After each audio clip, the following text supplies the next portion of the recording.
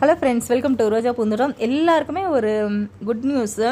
நான் வந்து இந்த கட்டிங்ஸ் வைக்கிறத ஒரு புது மெத்தடில் ட்ரை பண்ணி பார்த்தேன்.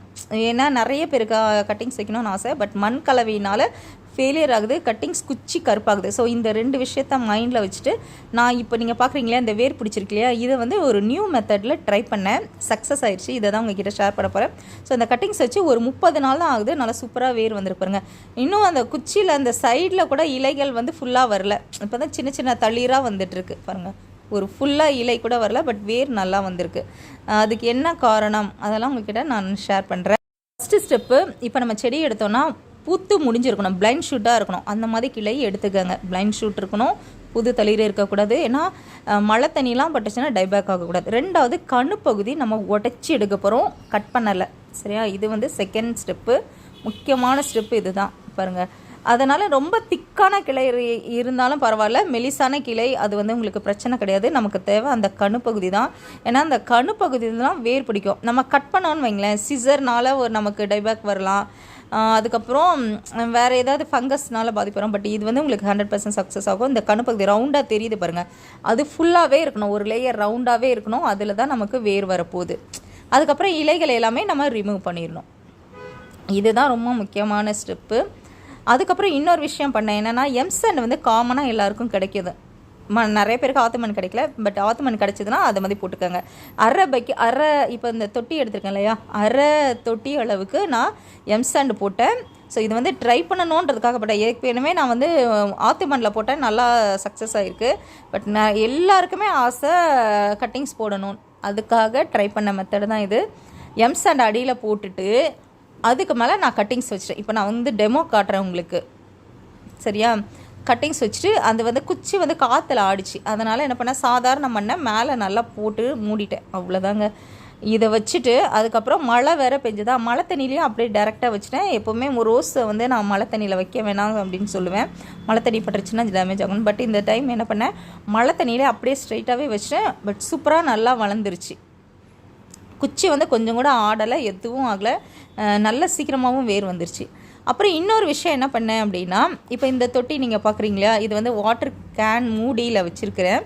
இதில் வந்து என்ன பண்ணேன், கொஞ்சம் ஒரு ஹைட் ஏற்றுவோம் அப்படின்னு சொல்லிட்டு சமமாக வைக்கலை. ஒரு பக்கம் அந்த கட்டிங்ஸ் வச்சுருக்கேன் இல்லையா, அந்த சைடு மட்டும் கொஞ்சம் மேலே தூக்குன மாதிரி வச்சுட்டு, சாமந்தி இருக்கிறது வந்து கொஞ்சம் கீழே இருக்கிற மாதிரி வச்சுட்டேன். ஸோ கீழே வந்து 2 கல்லை தூக்கி வச்சுருக்கேன் பாருங்கள், ஹைட்டுக்காக. பார்த்திங்கன்னா தெரியும், அந்த குச்சி வந்து கருப்பாகாமல் இருக்கிறதுக்காக தூக்கி வச்சுட்டேன் கொஞ்சம். ஸோ உங்களுக்கு வந்து சமமாக இல்லாமல் எவ்வளோ மழை பெஞ்சாலும் அந்த தண்ணிக்கு அப்படியே கீழே வடிஞ்சிடுற மாதிரி வச்சுருந்தேன் நான். இந்த ஸ்டெப் தான் ஃபாலோ பண்ணேன். சூப்பராக வேர் பிடிச்சிருச்சு. இங்கே பாருங்கள், தளிரும் வந்துருச்சு. ஸோ இந்த மெத்தடில் எப்போவுமே நான் மோஸ்ட்லி நாட்டு ரோஸ், பன்னீர் ரோஸ் தான் போட்டேன். இந்த தடவை என்ன பண்ணேன் அப்படின்னா 7 days ரோஸ் போட்டேன். அதுக்கப்புறம் பெங்களூர் ரோஸ் போட்டேன், காஷ்மீர் ரோஸ் போட்டிருக்கேன். அப்புறம் நாட்டு ரோஸ், பன்னீர் ரோஸ் எல்லாமே என்கிட்ட இருக்கிற எல்லா ரோஸுமே வச்சேன். சூப்பராக எல்லாமே வளர்ந்துருக்கு. ஒரு குச்சி கூட எனக்கு காயலை, அடியிலேருந்து காயலை, மேலேருந்து காயலை. ஏன்னா மேலே வந்து பிளைண்ட் ஷூட்டாக தானே நம்ம எடுத்திருக்கோம். ஏற்கனவே கட் பண்ணி விட்டு அது பிளைண்ட் ஷூட்டானதை தான் நான் எடுத்திருக்கேன். அதனால் மழை தண்ணி பட்டாலும் ஒன்றுமே ஆகலை.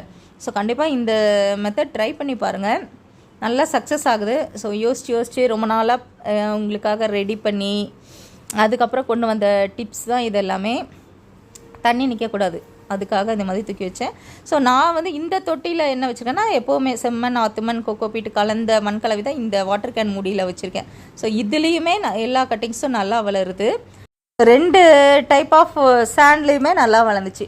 சரி, அதுக்கப்புறம் என்ன பண்ணேன், இன்னொன்று கவரில், வெறும் கவரில் இது இந்த மண் கலவை தான், செம்மண், ஆத்துமண், கொக்கோபீட் இந்த 3ம் கலந்த மண் கலவையை இந்த மாதிரி நர்சரி கவர் இருக்கும் இல்லையா, இதில் நான் போட்டுட்டு இதில் வந்து என்ன வச்சேன்னா காஷ்மீர் ரோஸும் 7 days ரோஸும் வச்சேன். இதுவும் நல்லா பாருங்க எவ்வளோ தளிர் எடுத்து வந்திருக்குன்னு சொல்லிட்டு நல்லா வளர்ந்துருச்சு. என்ன காரணம்னா, இதில் நம்ம தண்ணி ஊற்றோன்னா 2 ஹோல்ஸ் இருக்கும். மேலே ஒரு ஹோல்ஸு, அடியில் ஒரு ஹோல்ஸ் இருக்கும். அதனால் தண்ணி தேங்கலை இந்த கவரில்.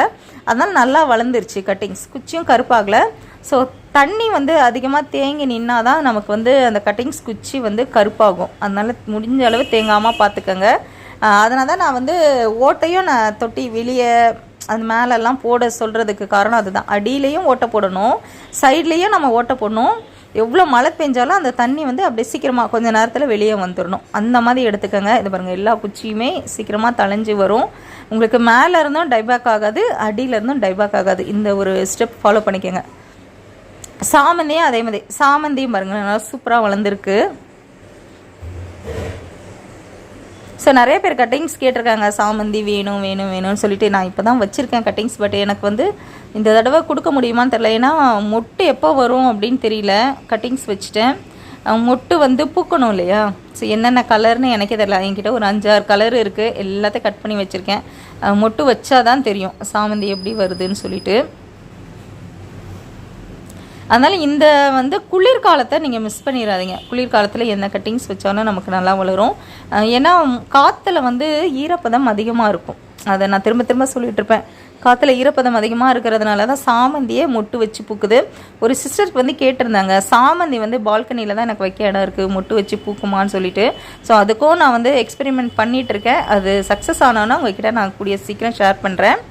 ஸோ இப்போ வந்து நம்ம ஒரு கணுப்பகுதி உடைச்சேன் இல்லையா ஃபஸ்ட்டு காட்டும்போது, இந்த இலைகள் எல்லாம் நான் வந்து ரிமூவ் பண்ணிவிட்டு இதை வந்து இப்போ இந்த தொட்டியில் நட்டி வைக்க போகிறேன். ஸோ 30 நாளில் வேர் வந்துடும் சீக்கிரமாக.